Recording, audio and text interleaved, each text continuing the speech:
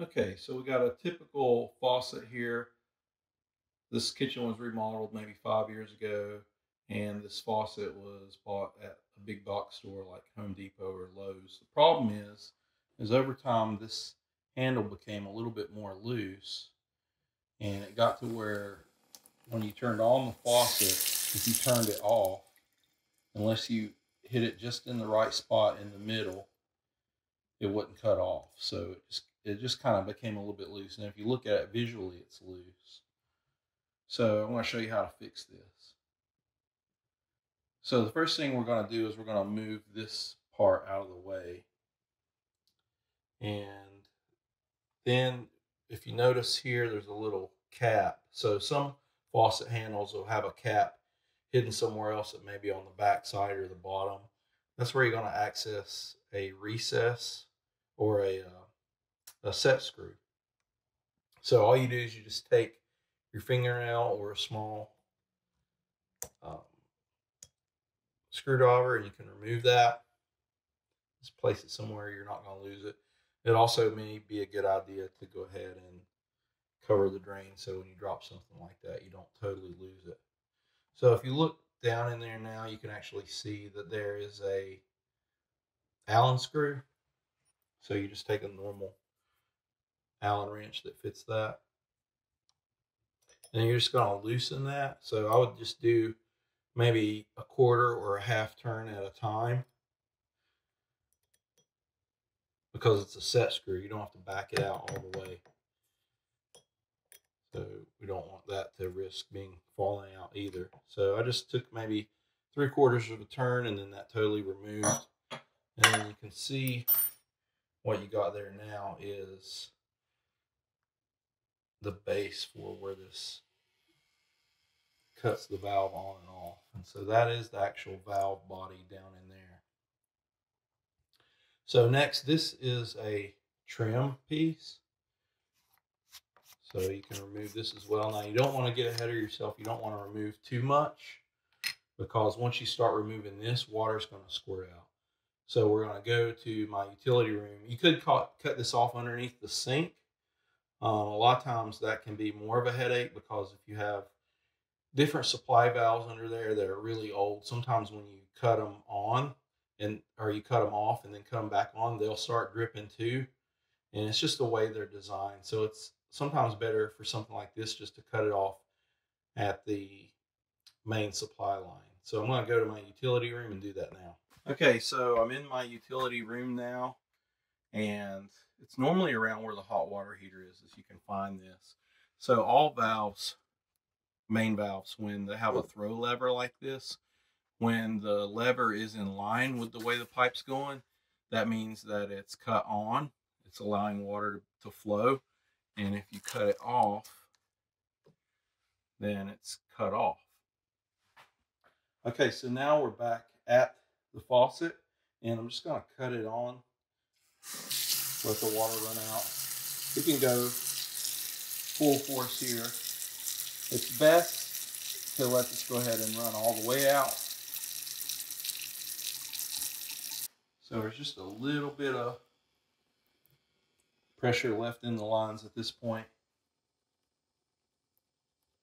We'll go ahead and let that finish getting all the way low. So I think now we've waited around maybe 3 minutes total, but it is good to go ahead and let the water pressure come all the way out. So some of the things you can be gathering while this is happening is we want to be able to lubricate this ball section that's inside there. So for that, you can use petroleum jelly. You can just take a little bit with a swab and kind of dip down inside where that ball is, and that'll help kind of lubricate the area, because friction with it grabbing when you move the handle is part of what kind of loosens all this whole area up. Okay, and if you look at this red switch here, it's a 2-position switch. I'm not sure what all manufacturers make these like this. I'm not sure if it's just Delta, but what it is a switch that allows you to adjust between hot and cold water or warm and cold water. But if you look at this whole thing, you can kind of see how it's moving just a little bit.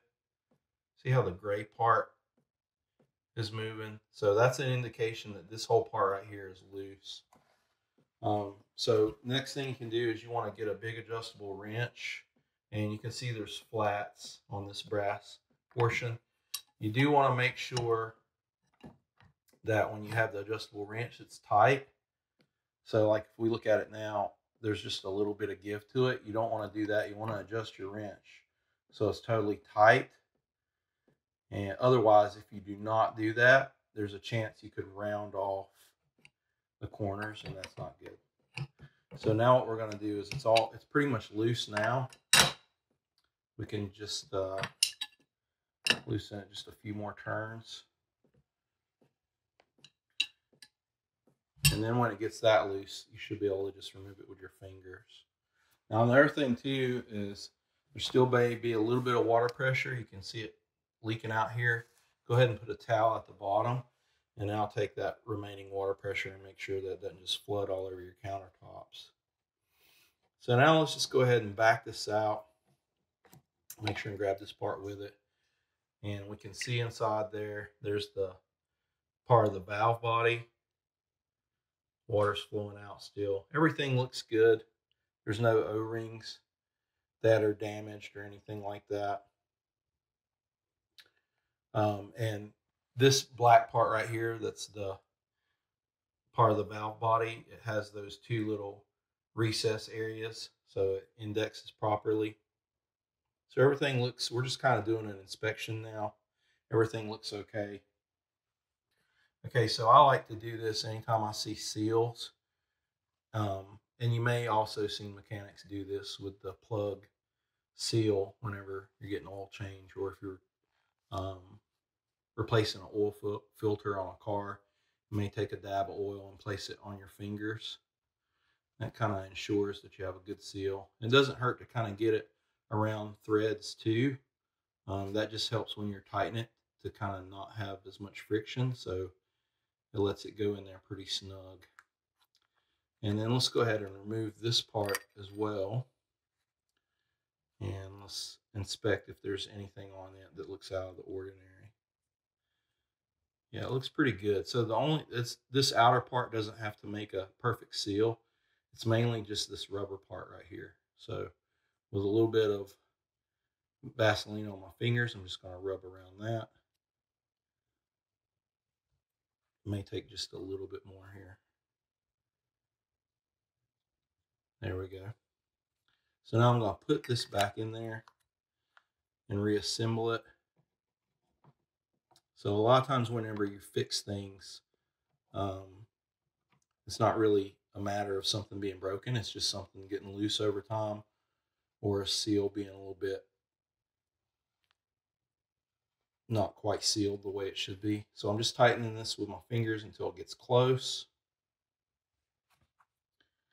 Okay, and then I'm gonna snug it up just a little bit with the wrench, not too much. So I'm using a very big wrench, so it's very easy to over tighten something like this. So you can see I'm choked up on the head of the wrench and I'm tightening it. Now if I took it out here like that, so I have the full leverage of the wrench, and tighten it from here, you could definitely over tighten it because this is a very large wrench, and that can be a problem for brass or anything that's semi-fragile, because essentially you could work on tractor implements with a wrench this big. So you definitely want to choke up on it so you can feel the tightness with your hands. You don't want to over tighten it. So I'm just getting it snug like that. And then you can feel that's a little bit tighter, not too bad. So now we're just going to reassemble everything in the order that we took it apart. So we're going to put this trim cap back on. We're going to put the handle back on. Make sure it's centered up. And then we're going to tighten this set screw. Now set screws are kind of tricky. If you're not careful, you can have it turned like this and tighten it and think that you're tight, but that set screw actually has to screw into a flat on the bar. Let me show you that in a little bit more detail. So you always want to make sure, if you look at this bar, you can see the flat right there. It's a part where the valve, where the stem, the throw stem is milled out. And so the bottom of that set screw has to rest right in where that flat is. So it's kind of hard to do this one-handed while I'm holding the camera, but I think we'll be pretty good. Okay, so this handle is made out of brass. So it's another example where you don't want to over tighten it. Just barely with your fingers tighten it there. That feels pretty good. Now, it still feels like there's a little bit of give to it. It feels a little loose. But let's see how it cuts on and off now. So I'm going to cut it off, and I'm going to go cut back on the water supply. Okay, so now we're going to cut back on the water supply. Here's a certain way you can do it. I like to barely open it up. That's because you don't want to get a spike in sudden pressure in your supply lines. It can actually cause pipes and fittings to bust and rupture.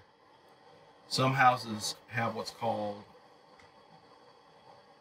a water hammer arrestor. It'll kind of mitigate that pressure,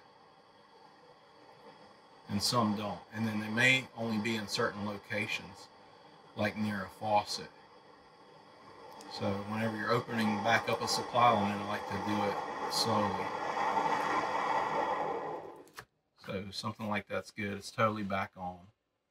Okay, so now we're back at the faucet and we're ready to test it. So the thing it was doing previously is you could slam it off and it wouldn't cut off. This one obviously now is cutting off, and there's actually a little bit of margin of error here. It'll cut off before it even reaches the end over there. So that's what we need. So it's good and tight. There's several things in there that could have been loose. It could have been the handle that was loose. It could have been the brass housing that tightens up with this big wrench that may have had the valve body a little bit not as snug as it needed to be. But over time, any one of those things can happen, and you just need a little adjustment. Now, of course, the last thing we need to do is put in the little cap that hides the set screw. So that's back in place. And so now everything is complete.